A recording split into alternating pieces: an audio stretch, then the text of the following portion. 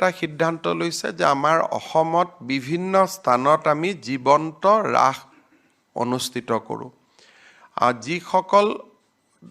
ধৰ্মীয় বা সামাজিক অনুষ্ঠানে জীৱন্ত ৰাস পালন কৰে তেওঁলোকক কেবিনেটে 25,000 টকা কৰি এটা আৰ্থিক অনুদান দিবলৈ সিদ্ধান্ত গ্ৰহণ কৰিছে যেনেকৈ আমি দুৰ্গা পূজাত 10,000 টকা দিছিলোঁ আমি ৰাসৰ কাৰণে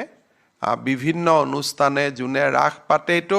মূৰ্তি ৰাস পতা সকলে নাপাব যিসকলে জীৱন্ত ৰাস পাতে আৰু জীৱন্ত ৰাস পতা সকলক আমি 25,000 টকা কৰি আমি অনুমোদন দিম যিয়ে আমাৰ সংস্কৃতিটো জীয়াই ৰখাত সহায় কৰিব আৰু প্ৰায় 1900 ৰাস আছে এনেকুৱা জীৱন্ত ৰাস হয় যোৱাবাৰ আমি 1900ক দিছিলোঁ এবাৰ হয়তো অলপ বাঢ়িব গতিকে প্ৰায় 2000ৰ ওচৰা-ওচৰি ৰাখে এই 25,000 টকাটো লাভ কৰিব দ্বিতীয়তে ধৰ্মীয় বিভিন্ন অনুষ্ঠান পাতিলে পাৰমিশন ল'বৰ কাৰণে পুলিচক এটা ফিজ দিব লাগে ৰাসৰ ক্ষেত্ৰত ৰাস পাতিবৰ কাৰণে পুলিচক বা ডিচিক প্ৰশাসনীয় পাৰমিশন লওঁতে তেওঁলোকে যাতে কোনো ফিজ দিব নালাগে উইদাউট ফিজ পাৰমিশন পাই যেনেকৈ আমি দুৰ্গা পূজা সমূহত দিওঁ তেনেকৈ আমি এই ক্ষেত্ৰত উইদাউট ফিজ পাৰমিশন দিবৰ কাৰণেও আজি কেবিনেটে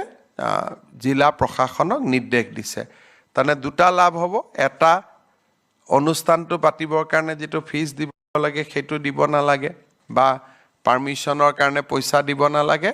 আৰু উলুটাই চৰকাৰৰ পৰা 25,000 টকা তেওঁলোকে ৰাস পাতিবৰ কাৰণে লাভ কৰিব প্ৰায় 2000 ৰাস ইয়াৰ কাৰণে উপকৃত হ'ব সো 3% দিয়েও হ'ল ৰাখো ভাল কৰি পাতিব পাৰিব মই সকলোকে দীপাৱলী আৰু ভাই ফুটাৰ অগ্ৰিম আৰু আগতীয়া শুভকামনা জনাইছো আজি